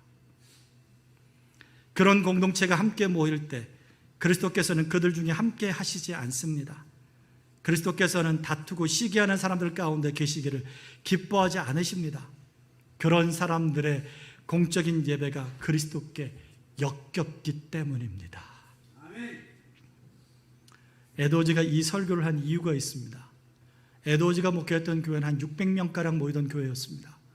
그런데 교회 안에 파가 나뉘었었어요. 지독히도 싫어하던 가문들이 있었습니다. 참 지독하게 싸웠어요. 그리고 그들을 향하여 표적 설교한 거죠, 이거. 오늘날로 따지면 표적 설교였다고 욕먹을 거예요. 근데 목사가 성도들의 영혼을 깊이 살피면 모든 설교가 다 표적 설교일 수밖에 없어요. 성도들이 어떤 영혼의 상태인지를 아니까. 에도지가 그 상황을 잘 알고 설교한 거예요. 여러분, 그 정신 나와서 그런 마음을 가지고 예배한다고요? 그리스도께 역겹습니다. 그럽니다. 사랑해야 한다. 두 번째로, 공적인 예배에 신실하게 참여하는 데 필요한 건 사랑과 함께 거룩함이다. 그럽니다. 1731년이나 2년에 했던 어느 설교 제목을 보니까 설교 제목이 이렇게 길어요. 예배의 성례에 참여한 사람이 공공연한 악에 빠진다면 그들은 이 예식들을 더럽히고 모독하는 죄를 범하는 것이다. 이게 설교 제목이에요. 청교도들은 설교 제목이 오늘날처럼 이렇게 짧지 않았어요. 뭐 4글자, 5글자 이러지 않았어요. 아예 설교 주제를 거기다 다 담아버립니다. 거기에 참여한 사람들이 공공연하게 악에 빠지면 그 예배 더럽힌 거다. 40년에 했던 설교 제목도 보십시오. 사람들을 향한 윤리적인 의무가 신앙에 있어서 외적인 행위, 예배 행위보다 더 중요하고 본질적인 부분이다. 밖에 나가서 엉망으로 살면서 예배당에 나와서 예배한다라고 함부로 말하지 말자. 예배당에서는 세상 거룩한 사람이에요. 근데 밖에서는 그러지 않은 거죠. 제 친구 목사님이 개척을 하고 5년쯤 지났을 때 교회 안에 서리 집사를 임명해야 되는데 서리 집사 후보가 한 4가정 정도 있었습니다. 그 4가정의 부부에게 집사 직분을 임명할 것인가 말 것인가를 결정함에 있어서 가정 방문을 했습니다. 그리고 자녀들에게 질문을 했어요. 너는 너희 아버지 혹은 어머니가 교회에서 집사로 임명받아도 된다고 생각하니? 유감스럽게도 3가정의 자녀들이 아니오라고 대답했습니다. 왜? 적어도 저희 엄마 아버지는 주일에 목사님에게 드린 설교대로 집에 와서 살지 않으십니다. 그 교회도 같이 드리거든요. 부모와 자녀가. 자녀의 눈에 볼 때 아버지와 어머니가 집에서 그렇게 안 살아요. 그래서 그 3가정은 서리 집사도 임명을 못 받았습니다. 그의 한 가정의 부부만 서리 집사로 임명을 받고, 안수 집사도 아닌데 불과 서리 집사인데 얼마나 창피했을까요? 근데 개척교회는 목사님을 잘 따라갑니다. 이 3가정의 부부가 순종하는 마음으로 대우각성하고 가정에서도 자녀들을 잘 기르는 사람들로 변화됐다는 아름다운 이야기입니다. 그리고 몇 년 후에 그 중에 한 가정이 서리 집사로 임명을 받죠. 자, 여러분 직분자들이시죠? 제가 다 신방에서 한번 물어볼까요, 자녀들에게? 여러분은 당신의 부모가 장로와 권사로서 적합하다고 생각합니까? 그러면서 디도서와 디모데서를 열어주는 거죠. 장로의 자격을 보여주면서 적합하다고 생각합니까? 그러면 아마 19명 정도는 네라고 대답할 줄로 믿습니다. 근데 얼마나 이 말을 듣는 분들이 부끄러우실까? 자, 결론을 내리고 적용을 해보겠습니다. 10분 남았기 때문에. 성도의 가장 중요하고 제일 되는 본분은 일하는 게 아니에요. 마치 감투를 쓰듯이 장로와 안수집사와 서리집사, 서열이 만들어지고, 놀랍게도 초대교회 때요, 장로와 집사는 동급이었습니다. 근데 요즘에 한국의 장로교회는 안수집사를 거쳐야 장로되죠. 그런 게 어디 있습니까? 초대교회는요, 장로와 집사는 동격이었습니다. 서로 다른 영역의 일을 맡기기 위해서 줬던 직분이고요. 이건 종교개혁자들도 마찬가지였습니다. 근데 어느 순간부터 이게 계급으로 바뀌기 시작했어요. 제가 목사 안수 막 받던 시기에 섬겼던 교회는 그래서 장로를 선출할 때 교회에 있는 모든 남자가 후보였습니다. 안수 집사들만이 후보가 아니고. 그럼 성도들의 눈이 정확하더라고요. 안수 집사든 아니든 장로로 합당하면 뽑아주고 그렇지 않으면 안 뽑아주더라고요. 일이 아니에요. 계급이 아니에요. 그 모든 것들을 다 철폐하고 성도의 제일 되는 본분은 창조주와 구속주 되신 하나님을 예배하는 것에서 출발해야 함을 기억하시기를 바랍니다. 두 번째로, 예배는 성도의 의무를 넘어서 성도의 가장 큰 기쁨이어야 합니다. 또 주일이야가 아니라 와, 주일 언제 오지? 여야 합니다. 예배 시간이 너무 좋아야 돼요. 목사인 저도 때로는 예배가 힘들어요. 그래서 예배 안 나오고 싶을 때도 있어요. 근데 목사라서 나와요. 거짓말 같죠? 회개해요. 그럴 때는. 그럴 때가 있어요. 정말로 그럴 때가 있어요. 예배가 너무 힘들 때가 있어요. 왜? 저도 제 영혼의 상태가 말이 아닐 땐 그렇잖아요. 의무적으로 나와서 예배 드릴 수 있어요. 얼마든지 저도 목사로서. 예배를 빠져본 적은 없으니까. 그러나 그게 정말로 기쁨으로 예배를 다 드렸느냐? 50여 년간 기쁨으로만 예배를 드렸느냐? 아니요, 저도 그렇지 못해요. 근데 매 주일마다 예배 드리러 나갈 때 그 기도를 하고 나오죠. 하나님, 오늘 이 예배가 저에게 기쁨이었으면 좋겠습니다. 기쁨을 누리고 왔으면 좋겠습니다. 그래서 예배자가 되지 않으면 사역자가 될 수 없습니다. 직분자가 될 수 없습니다. 예배에 성공하지 않는데 그분에게 직분을 맡긴다? 그럴 수는 없습니다. 예배는 철저히 예수 그리스도 중심이어야 된다는 말씀을 드렸습니다.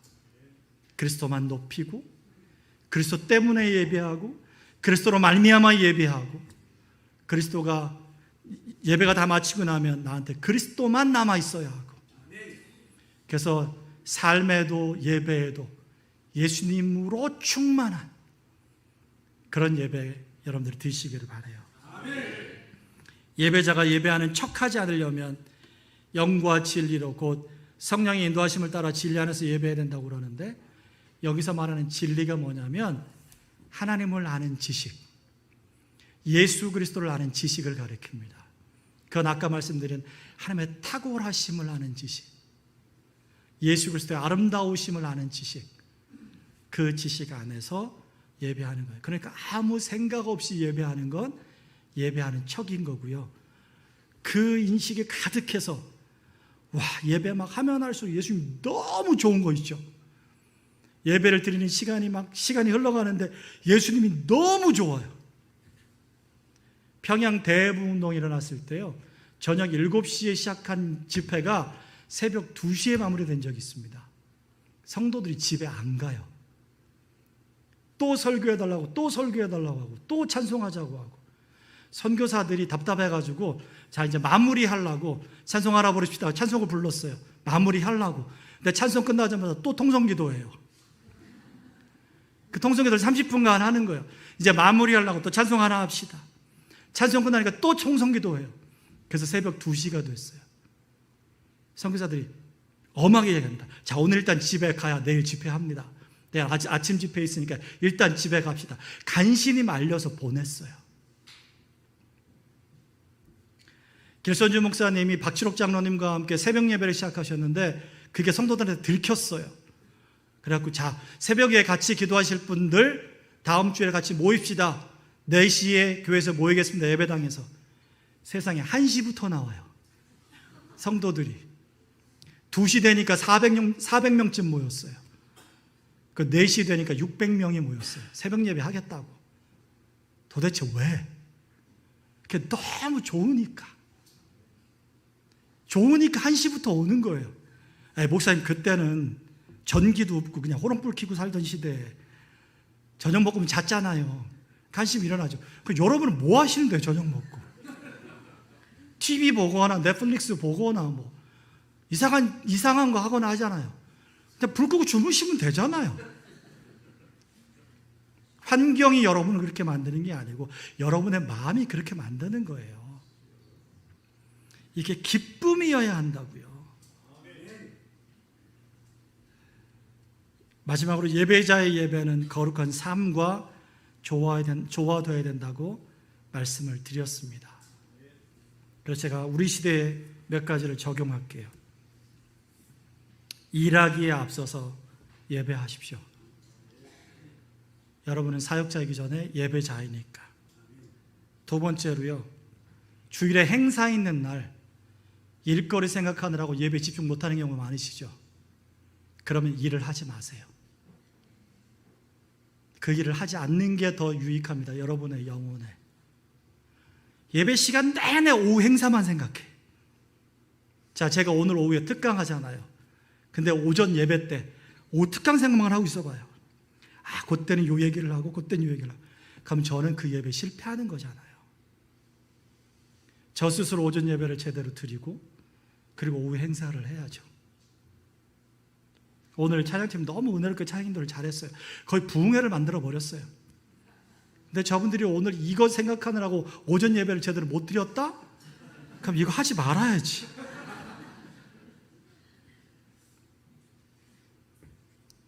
크리스마스, 부활절 뭐 이럴 때 얼마나 오후 행사들 많아요. 또 참된 예배자는 일하다가 다투거나 마음 상하지 않아요. 사랑으로 하니까.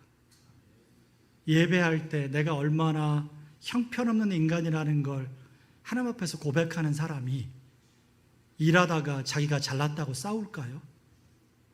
하나님 앞에서 하나님 제가 죄인입니다. 죽일 사람입니다. 형편없습니다. 근데 눈 딱 뜨자마자 옆에 사람보다 내가 나아. 이게 우리죠? 그러면 하나님 앞에서 자기 고백과 옆에 사람한테 하는 얘기가 너무 다르잖아요. 하나님 앞에서는 자기가 막 벌레만도 못한 죄인인데 옆에 사람 보니까 벌레만도 못한 죄인보다 더 못해. 이건 아니죠.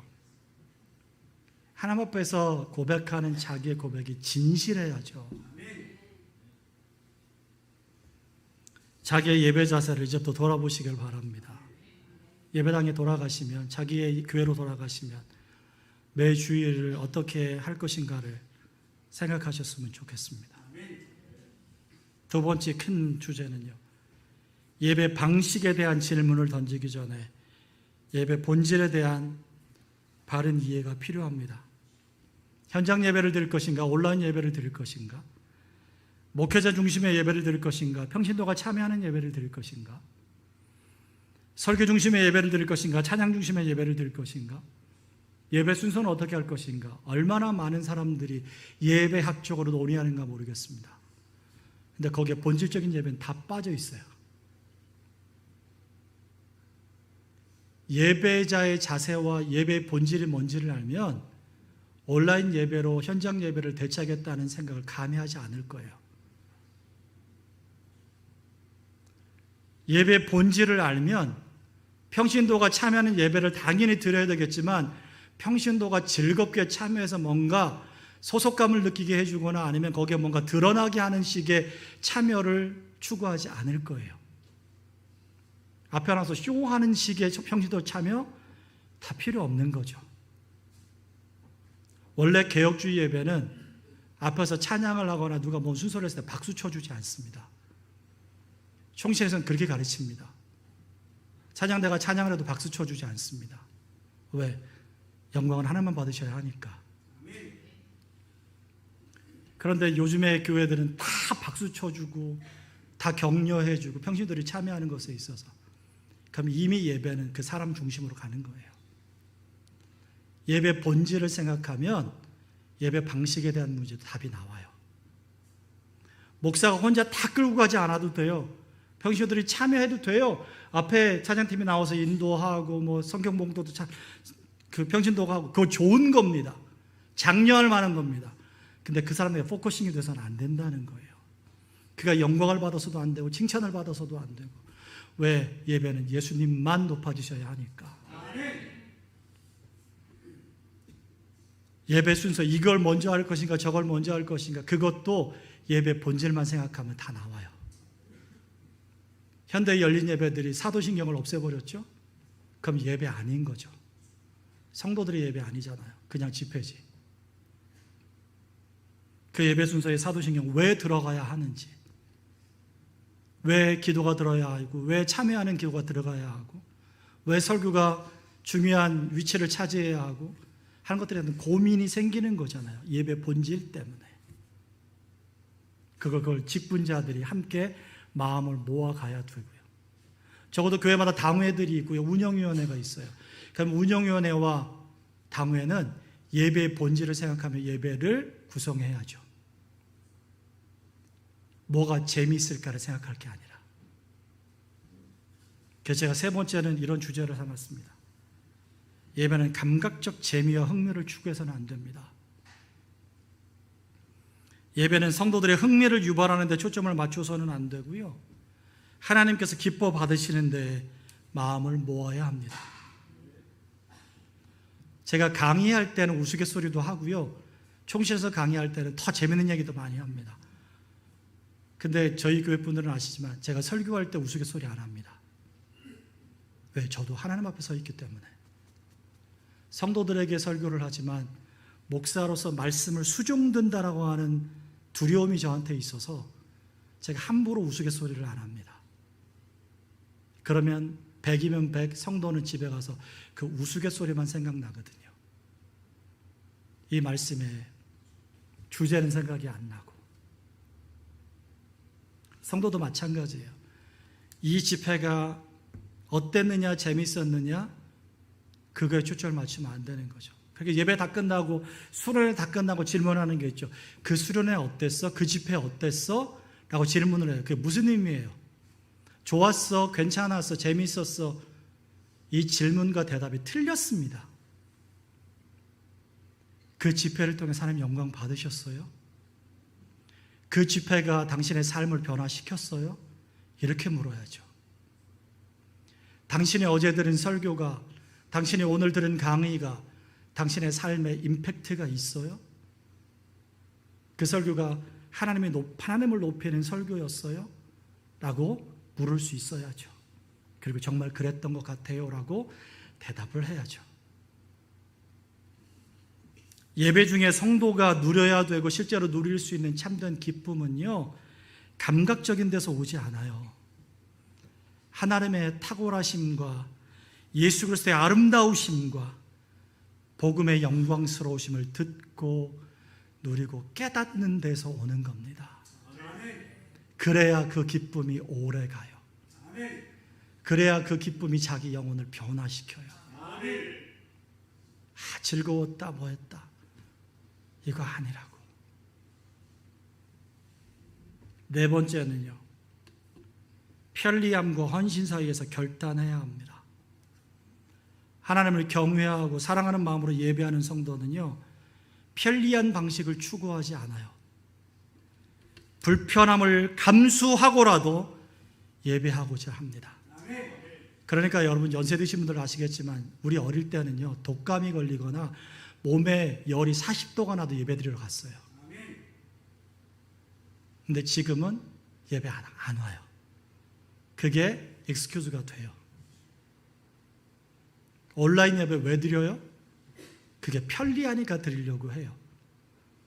근데 예배는 내가 가지고 있는 모든 것을 드려서 하나님의 높으신 것을 더 높여드리려고 하는 건데 거기에 편리함이 들어가 있다고요. 그러면 하나님은 안중이 없는 거죠. 내가 불편하더라도 버스를 타고 걸어서라도 예배당을 찾아 나가 그 모임에 예배하는 마음이 있어야 되지 않을까요? 출장을 갔으면 적어도 토요일 밤에는 늦게라도 내 집에 돌아와서 내가 섬기는 예배당에 가서 예배 드릴 마음이 있어야 되지 않을까요? 그냥 내가 출장한 곳에서 예배하면 되지. 이게 얼마나 편리해요. 어디서나 하나님 예배 받으시는데, 어디서나 하나님 예배 받으시죠. 근데 그렇게 편리하게 대충 예배하겠다는 마음을 안 받으십니다. 적어도 자기의 불편함을 감수할 수 있는 마음, 그 마음이 있어야 한다는 거예요. 예배는 하나님께 대한 섬김이어야지 예배 참석자들에게 서비스를 제공하는 소비자 중심이 되어서는 안 됩니다. 제가 언젠가 저희 교회 잠깐 한번 설교할 때 그런 말씀 드렸어요. 성경책 안 갖고 오시는 분들 각성하시라고. 요즘에 앞에 다 띄워주거든요. 찬송가 띄워주고 말씀 띄워주고 다 띄워주고. 그러니까 성경책을 안 갖고 와요. 예배 때. 왜 와요? 교회. 그 성경책 뭐 하려고?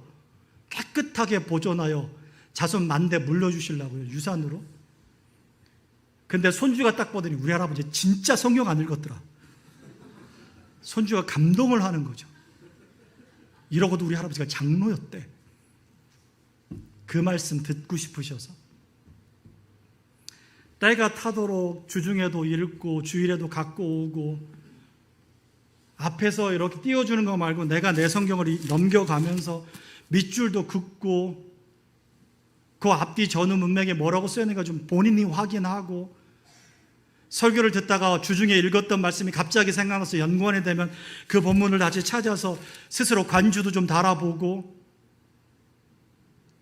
그러라고 성경책 갖고 나오라고 하는 거거든요. 그런데 성경책이 무거워서 안 들고 나오고 굳이 볼 일이 없으니까 안 들고 나오고. 자, 사랑누리교회 성경 봉독할 때도 앞에 다 띄워드립니다. 한 장 다 읽을 때도. 근데 한 장 다 띄워드려도 여러분 성경책 갖고 보십시오. 일어나서 자기 성경책 펴고 자기 성경 갖고 읽으십시오. 그게 적어도 하나님을 예배하는 성도의 자세입니다.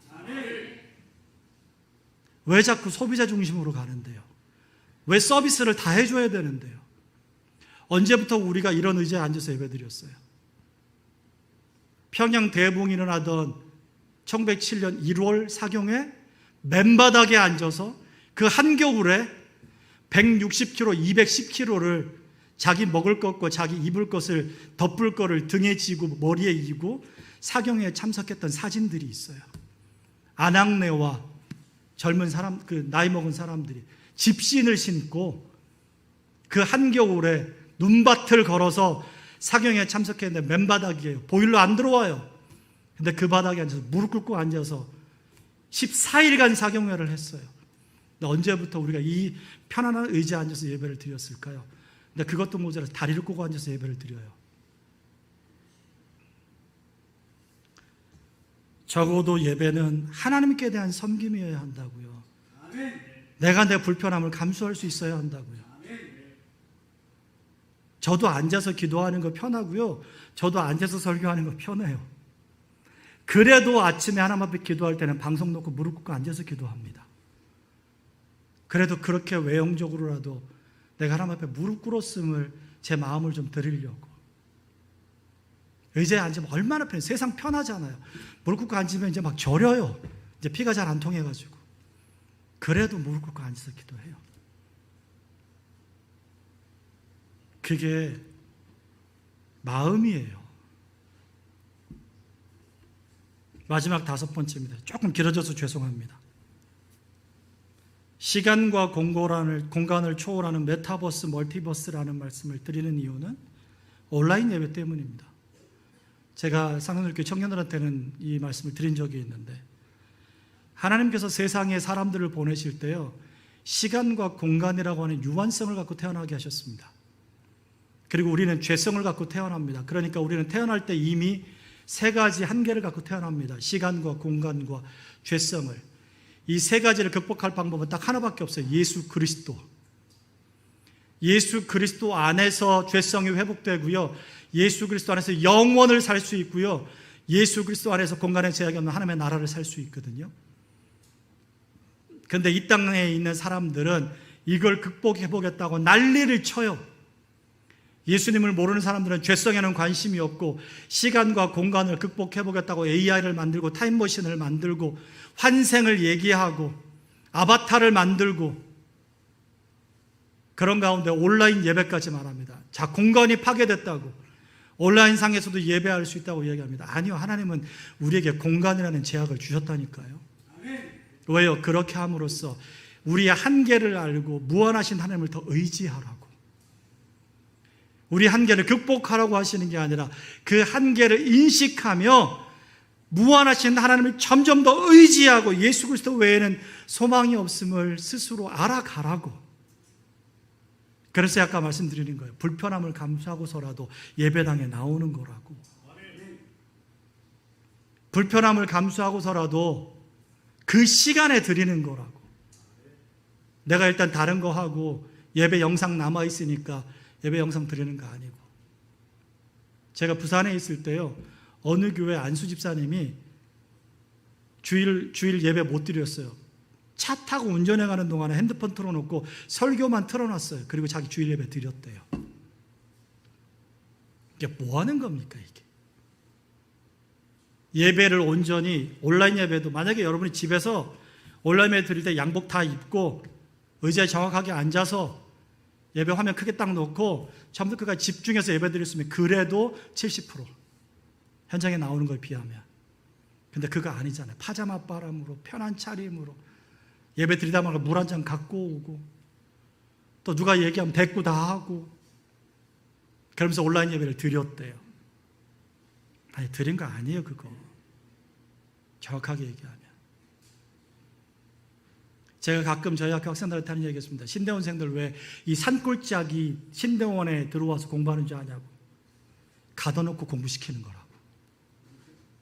그래야 딴 생각 안 하니까. 근데 요즘 양지에 카페가 너무 많아졌어요. 와, 배달도 다 돼요. 우리 저 김수 전도사님 계시지만 이제 막 다 배달시켜 먹어요. 학식은 못 먹겠대요. 그런 마인드를 어떻게 목회하려고 그러는지 몰라요. 주는 대로 먹어야지, 목회자가. 너무 배가 불렀어요, 지금 막. 신대원생들도. 누릴 거 다 누리고. 불편한 게 전혀 없어요. 인터넷 빵빵 터지고 막. 수업 시간에 졸기를 왜 주냐니까 밤새 넷플릭스 봤대요. 이게 지금 현실입니다. 이게. 온라인, 우리가 추구할 바가 아니고요, 경계해야 될 거예요.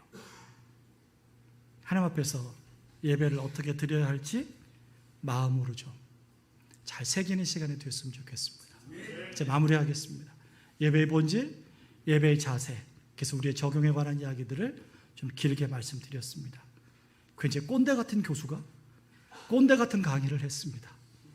그러나 성경에 없는 얘기를 말씀드린 게 아니고 에드워즈의 말을 빌려서 적어도 하나님께서 우리에게 원하시는 예배자가 어떤 모습인가를 말씀드렸어요. 죽도록 충성하라 이전에 예배자가 되십시오라는 말이 제가 오늘 여러분들에게 드리고자 하는 말입니다. 섬김의 시작은 예배입니다. 기도하겠습니다. 하나님 아버지, 함께 예배하고자 하는 마음으로 긴 시간 강의했습니다. 사랑하는 성도들, 분명히 하나님 사랑하는 마음이 있을 겁니다. 그리고 잘 예배하시는 분들이 있을 겁니다. 그런 분들에게는 마음이 더 따뜻해졌을 줄로 믿고, 그동안 예배를 잘 드리지 못했던 분들이 있으면 성령께서 깨우쳐 주셔서 참 예배자 되게 해 주옵소서.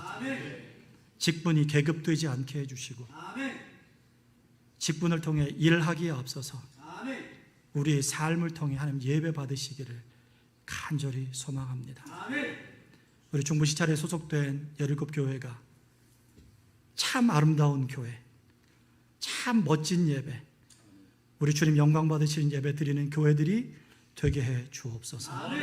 우리 주 예수 그리스도 이름으로 기도합니다. 아멘.